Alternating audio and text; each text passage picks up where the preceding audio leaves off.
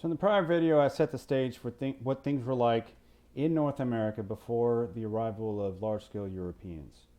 So as to talk about why Europeans were so fervent in exploration and how they eventually made their way to the Americas, we need to understand what was going on in Europe itself at the time in the 15th century or so.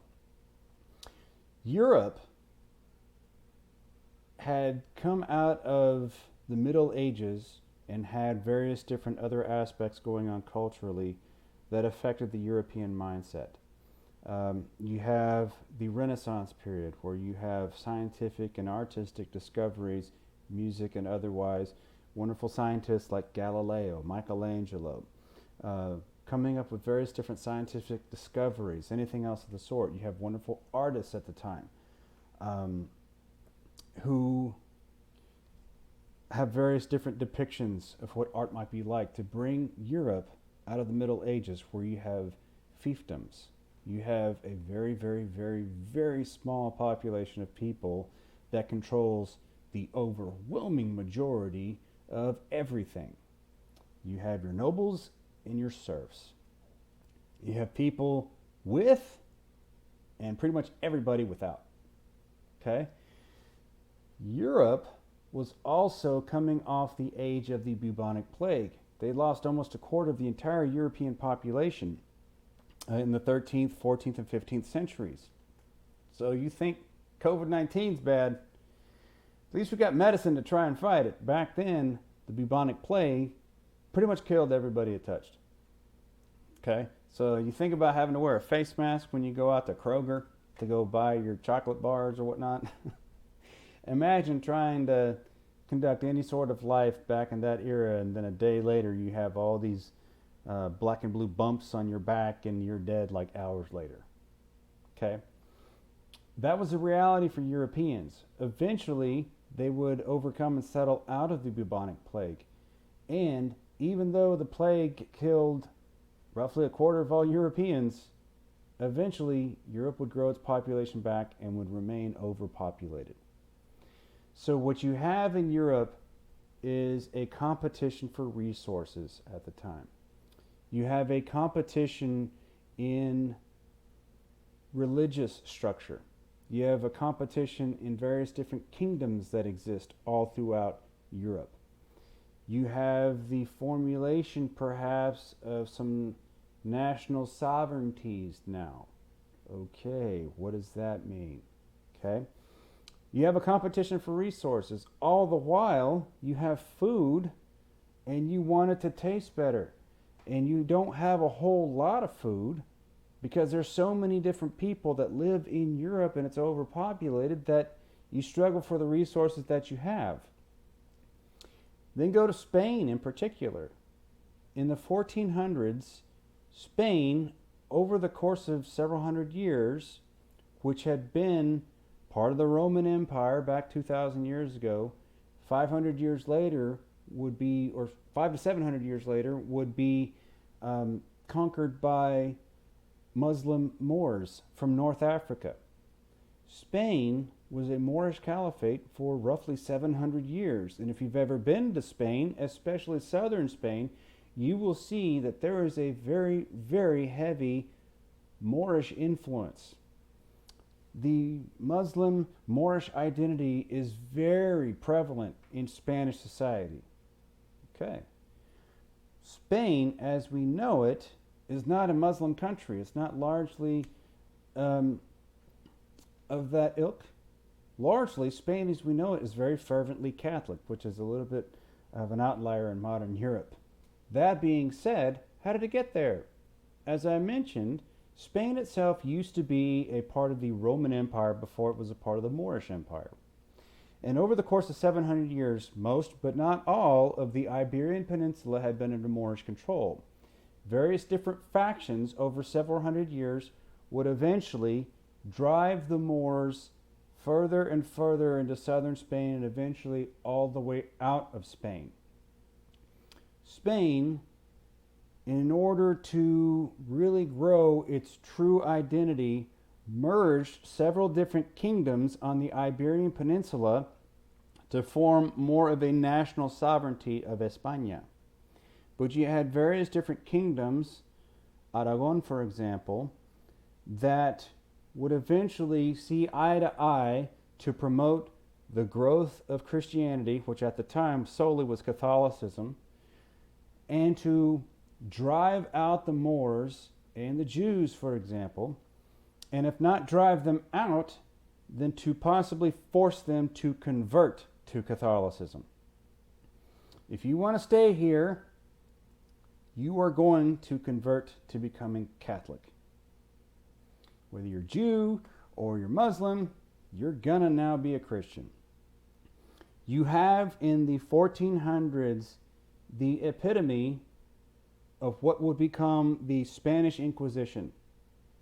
You have a fervent pro-Christian mindset that was hell-bent really on finding new converts to promote Christianity. They wanted to drive out those who opposed Christianity or were otherwise not Christian. And they wanted to promote their Catholic views. They were very much in line with the Vatican. Okay?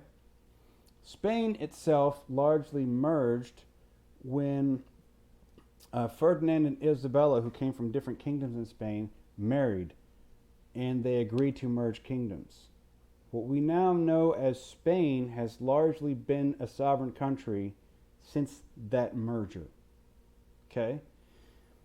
You have France, you have Britain, you have the Dutch. Right next to Spain, you have that coastal country known as Portugal, also on the Iberian Peninsula, formerly a part of Spain, but then they kind of broke off and created their own. Ever known anybody who spoke Portuguese? Maybe you speak Portuguese. You can understand Spanish, but your Portuguese is different. It's like a different version of Español, you know? Okay, I speak a little bit of Spanish. I'm not fluent, but I'm more likely to speak Spanish. Portuguese confuses me. Okay, I don't. Yo puedo falar portugués muito bem. Okay, no, I don't actually, but I just like to say that because it's funny. The Portuguese comprise largely the western coast of the Iberian Peninsula, where Spain is located.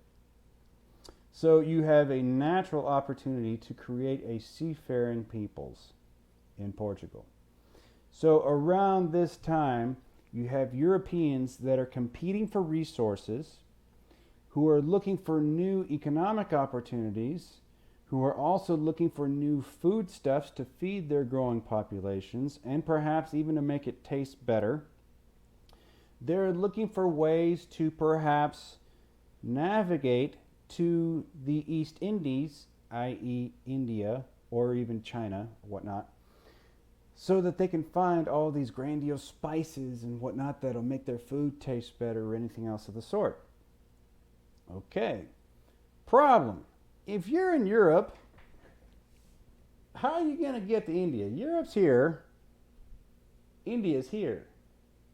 Well, nowadays there's the Suez Canal right there that connects the Mediterranean with the Red Sea.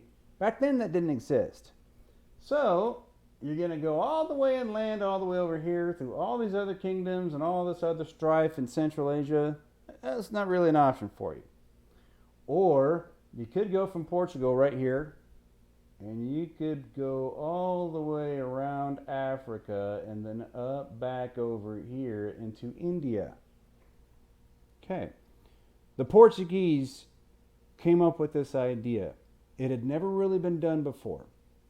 But you have Portuguese explorers who had the idea, as they were a seafaring people, to go around Africa, just as I mentioned, and make their way into India and other parts of Southeast Asia. The Portuguese were able to successfully do this. And in doing so, it laid the groundwork for other Europeans to follow suit.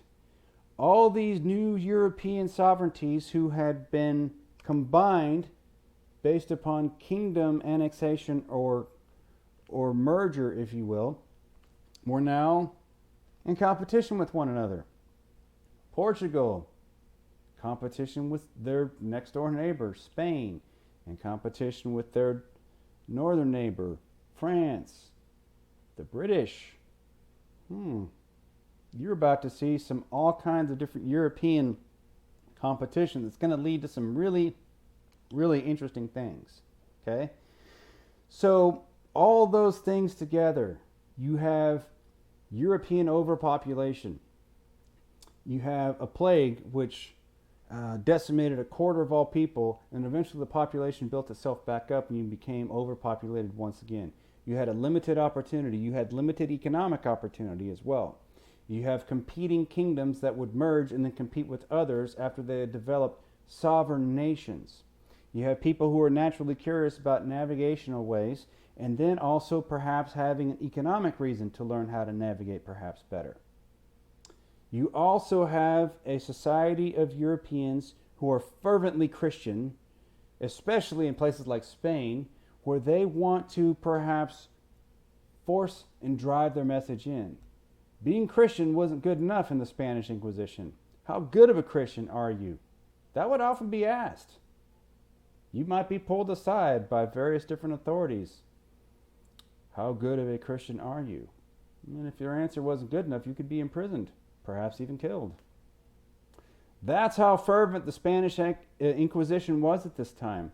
And that's the European mindset of competition that leads to all these resource advantages, all these resource needs, all of their religious fervor, and all of their competition for resources fervor. That's what's going on in Europe around this time.